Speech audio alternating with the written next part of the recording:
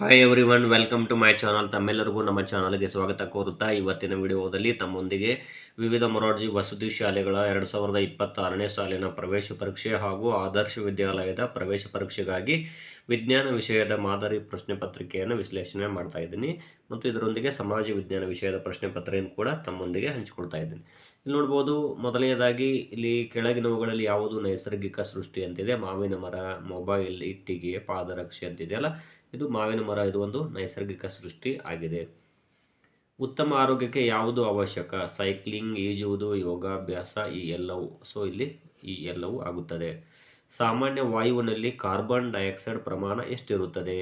ಇಲ್ಲಿ 78%, 0.04, 21%, 79% ಇದೆ. ಇಲ್ಲಿ 0.04.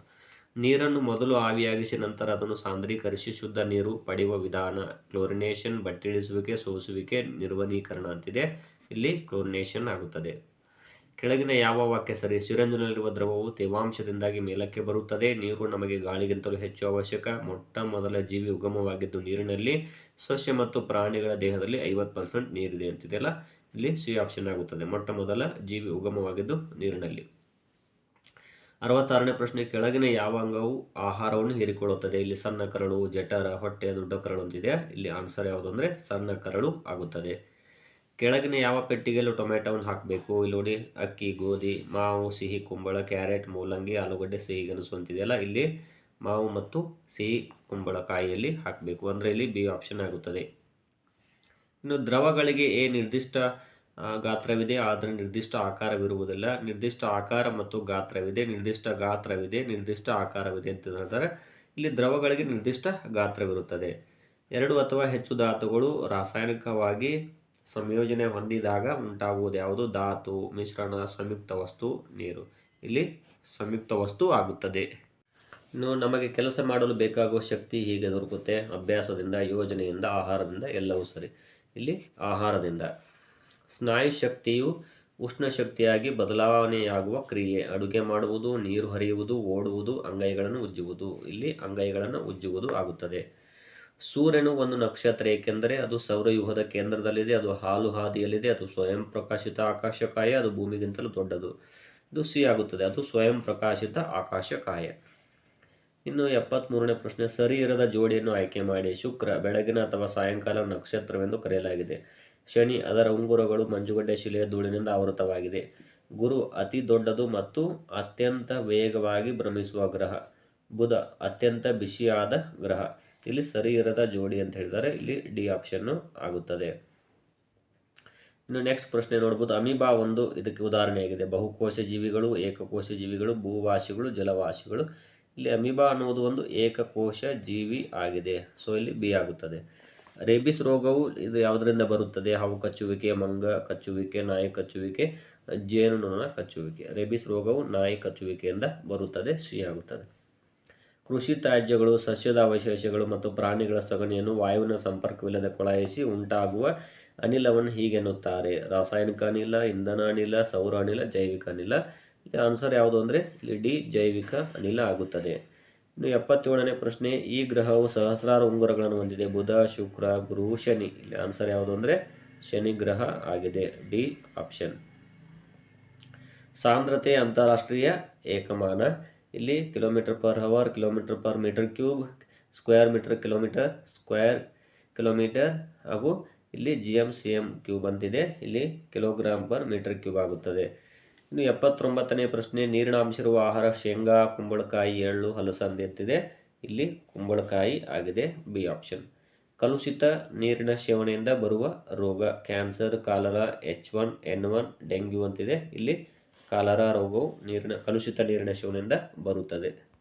ಇನ್ನು ಸಮಾಜ ವಿಜ್ಞಾನ ವಿಷಯಕ್ಕೆ ಬರೋಣ. ಮೊದಲನೇದಾಗಿ ನೋಡ್ಬೋದು, ಅವಿಭಕ್ತ ಕುಟುಂಬದ ಬಗ್ಗೆ ಈ ಕೆಳಗಿನ ಯಾವ ಹೇಳಿಕೆ ಸರಿ ಇದೆ? ಅವರು ರಕ್ತ ಸಂಬಂಧಿಗಳು, ಅವರು ಒಂದೇ ಮನೆಯಲ್ಲಿ ವಾಸಿಸುತ್ತಾರೆ, ಅವರು ಕುಟುಂಬದ ಆಸ್ತಿಯ ಸಮಾನ ಒಡೆತನ ಹೊಂದಿರುತ್ತಾರೆ. ಎಲ್ಲ ಹೇಳಿಕೆಗಳು ಸರಿ. ಎಲ್ಲ ಹೇಳಿಕೆಗಳು ಕೂಡ ಸರಿ ಇವೆ. ಸೊ ಇಲ್ಲಿ ಡಿ ಆಗುತ್ತದೆ.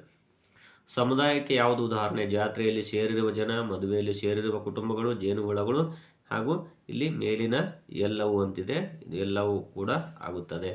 ಇನ್ನು ನೆಕ್ಸ್ಟು, ಕರ್ನಾಟಕದಲ್ಲಿ ಅಪ್ಪಿಕೋ ಚಳುವಳಿಯನ್ನು ಪ್ರಾರಂಭಿಸಿದವರು ಯಾರು? ಇಲ್ಲಿ ಸಾಲುಮರದ ತಿಮ್ಮಕ್ಕ, ಸುಂದರ್ಲಾಲ್ ಬಹುಗುಣ್, ಪಾಂಡುರಂಗ ಹೆಗಡೆ, ಸುರೇಶ್ ಹೆಬ್ಳೇಕರ್. ಇಲ್ಲಿ ಪಾಂಡುರಂಗ ಹೆಗಡೆಯವರು ಕರ್ನಾಟಕದಲ್ಲಿ ಅಪ್ಪಿಕೋ ಚಳವಳಿಯನ್ನು ಪ್ರಾರಂಭ ಮಾಡಿದರು. ಕಾಫಿ ಬೆಳೆಗೆ ಹೆಸರುವಾಸಿಯಾದ ಜಿಲ್ಲೆಗಳು ಹಾಸನ, ಕೊಡಗು, ಚಿಕ್ಕಮಗಳೂರು. ಹಾಸನ, ಕೋಲಾರ, ಕೊಪ್ಪಳ, ಚಿಕ್ಕಮಗಳೂರು, ಕೊಡಗು. ಇಲ್ಲಿ ಡಿ ಆಗುತ್ತದೆ. ಬೆಂಕಿ ಅಪಘಾತಗಳು ಇಲ್ಲಿ ಸಂಭವಿಸುತ್ತವೆ. ಗುಡಿಸಲು, ಬಹುಮಹಡಿ ಕಟ್ಟಡ, ಹಳ್ಳಿ ಮನೆಗಳು, ಹೆಂಚಿನ ಮನೆಗಳು ಅಂತಿದೆ. ಇಲ್ಲಿ ಬಹುಮಹಡಿ ಕಟ್ಟಡಗಳಲ್ಲಿ ನಡೆಯುತ್ತವೆ ಈ ರೀತಿಯ ಅಪಘಾತಗಳು. 86ನೇ ಪ್ರಶ್ನೆ, ಭಾರತದ ಯಾವ ದಿಕ್ಕಿಗೆ ಹಿಮಾಲಯ ಪರ್ವತಗಳು ಹಬ್ಬಿವೆ? ಪೂರ್ವ, ಪಶ್ಚಿಮ, ದಕ್ಷಿಣ ಹಾಗೂ ಉತ್ತರ ಅಂತಿದೆ. ಇಲ್ಲಿ ಆನ್ಸರ್ ಯಾವುದು ಅಂದರೆ ಪಶ್ಚಿಮ ದಿಕ್ಕಿಗೆ. ಭಾರತವು ಏಷ್ಯಾ ಖಂಡದ ಯಾವ ಭಾಗದಲ್ಲಿದೆ? ದಕ್ಷಿಣ, ಉತ್ತರ, ಪೂರ್ವ, ಪಶ್ಚಿಮ ಅಂತಿದೆ. ಇಲ್ಲಿ ಯಾವುದು ಆನ್ಸರ್ ಅಂದರೆ ದಕ್ಷಿಣ ಆಗುತ್ತದೆ. ನೆಕ್ಸ್ಟು, ಕರ್ನಾಟಕದ ಕಾಶ್ಮೀರ ಎಂದು ಯಾವ ಜಿಲ್ಲೆಗೆ ಕರೆಯುತ್ತಾರೆ ಅಂತಂದರೆ ಇಲ್ಲಿ ಕೊಡಗು ಜಿಲ್ಲೆಗೆ ಕರೆಯಲಾಗುತ್ತದೆ. ಭಾರತ ದೇಶವು ಗೋಳದ ಯಾವ ಭಾಗದಲ್ಲಿದೆ? ಇಲ್ಲಿ ಪಶ್ಚಿಮಾರ್ಧ, ಪೂರ್ವಾರ್ಧ, ಉತ್ತರಾರ್ಧ, ದಕ್ಷಿಣಾರ್ಧ ಅಂತಿದೆಯಲ್ಲ, ಇಲ್ಲಿ ಉತ್ತರಾರ್ಧ ಗೋಳದಲ್ಲಿ. ಇಸ್ಲಾಂ ಧರ್ಮದ ಪವಿತ್ರ ಗ್ರಂಥ ಯಾವುದು ಅಂದರೆ ಇಲ್ಲಿ ಕುರಾನ್ ಆಗುತ್ತದೆ. ಇಲ್ಲಿ ಎ ಆಪ್ಷನ್. ಇನ್ನು ಭೂಮಿಯ ಮೇಲಿನ ನೀರಿನ ದೊಡ್ಡ ಆಕಾರ? ಸಮುದ್ರ, ಬಾವಿ, ಸರೋವರ, ನದಿ ಅಂತಿದೆ. ಇಲ್ಲಿ ಸಮುದ್ರವೇ ಇಲ್ಲಿ ದೊಡ್ಡ ಆಕಾರ. ನಮ್ಮ ಮೆಟ್ರೋ ಇಲ್ಲಿ ಯಾವ ನಗರದಲ್ಲಿದೆ ಅಂದರೆ ಬೆಂಗಳೂರು. ಸೊ ಇಲ್ಲಿ ಬಿ ಆಪ್ಷನ್ ಆಗುತ್ತದೆ. ಭೂಮಿಗೆ ಅತಿ ಹತ್ತಿರದಲ್ಲಿರುವ ನಕ್ಷತ್ರ? ಸೂರ್ಯ, ಪ್ರಾಕ್ಸಿಮಾ ಸೆಂಟರಿ, ಚಂದ್ರ ಹಾಗೂ ಮಂಗಳ ಅಂತಿದೆ. ಭೂಮಿಗೆ ಭಾಳ ನೀರಿರೋದು ಯಾವುದು ಅಂದರೆ ಸೂರ್ಯ. ಕರಾವಳಿ ಪ್ರದೇಶದ ಜನರ ಪ್ರಮುಖ ಕಸುಬು? ಮೀನುಗಾರಿಕೆ, ಕೃಷಿ, ಕೋಳಿ ಸಾಕಾಣೆ, ಹೈನುಗಾರಿಕೆ ಅಂತಿದೆ. ಇಲ್ಲಿ ಮೀನುಗಾರಿಕೆ ಆಗುತ್ತದೆ. ನಾವು ದಿನನಿತ್ಯ ನಮ್ಮ ಅವಶ್ಯಕತೆಗಳಿಗಾಗಿ ಒಂದಲ್ಲ ಒಂದು ಚಟುವಟಿಕೆಯಲ್ಲಿ ತೊಡಗಿರುತ್ತೇವೆ. ಈ ಚಟುವಟಿಕೆಗಳನ್ನು ಹೀಗೆ ಎನ್ನುವರು: ಶಕ್ತಿ, ಕುಟುಂಬ, ಕೆಲಸ, ಸಂಸ್ಕೃತಿ. ಇಲ್ಲಿ ಕೆಲಸ ಅಂತಾರೆ. ಈ ಕೆಳಗಿನವುಗಳಲ್ಲಿ ನವೀಕರಿಸಲಾಗದ ಸಂಪನ್ಮೂಲ? ವಾಯು, ಮಣ್ಣು, ಕಾಡು, ಕಲ್ಲಿದ್ದಲು. ಇಲ್ಲಿ ಕಲ್ಲಿದ್ದಲು ನವೀಕರಿಸಲಾಗದ ಸಂಪನ್ಮೂಲ. ಇವೆಲ್ಲವೂ ನವೀಕರಿಸುವ ಸಂಪನ್ಮೂಲಗಳು. ದಟ್ಟ ಅರಣ್ಯಗಳಲ್ಲಿ ಮತ್ತು ಗುಡ್ಡಗಾಡು ಪ್ರದೇಶಗಳಲ್ಲಿ ತಮ್ಮದೇ ಆದ ಭಾಷೆ, ಉಡುಗೆ, ಸಂಪ್ರದಾಯಗಳೊಂದಿಗೆ ವಾಸಿಸುವ ಕುಟುಂಬಗಳ ಗುಂಪನ್ನು ಹೀಗೆನ್ನುವರು: ಬುಡಕಟ್ಟು ಸಮುದಾಯ, ಗ್ರಾಮೀಣ ಸಮುದಾಯ, ನಗರ ಸಮುದಾಯ, ಕರಾವಳಿ ಸಮುದಾಯ ಅಂತಿದೆ. ಇಲ್ಲಿ ಬುಡಕಟ್ಟು ಸಮುದಾಯ.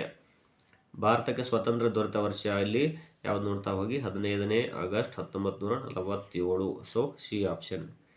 ಸಮುದ್ರದ ಅಂಚಿಗೆ ಚಾಚಿಕೊಂಡಿರುವ ತಗ್ಗಾದ ಭೂಪ್ರದೇಶವನ್ನು ಹೀಗೆನ್ನುವರು: ಉತ್ತರದ ಮೈದಾನ, ಕರಾವಳಿ ಮೈದಾನ, ದಕ್ಷಿಣ ಮೈದಾನ, ಪರ್ಯಾಯ ಭೂಮಿ ಅಂತಿದೆ. ಇಲ್ಲಿ ಕರಾವಳಿ ಮೈದಾನ. ಇಲ್ಲಿ ಭೂಮಿಯ ಮೇಲಿನ ಒಟ್ಟು ವಿಸ್ತೀರ್ಣ ನೋಡ್ತಾ ಹೋಗಿ ಇಲ್ಲಿ 810 ಮಿಲಿಯನ್ ಆಗೋದಿಲ್ಲ. ಅದೇ ರೀತಿ 710 ಮಿಲಿಯನ್ ಇಲ್ಲ, 610 ಅಲ್ಲ, 510 ಮಿಲಿಯನ್ ಚದರ ಕಿಲೋಮೀಟರ್ಗಳು. ಸೊ ಇಲ್ಲಿ ಎ ಆಪ್ಷನ್ ಆಗುತ್ತದೆ.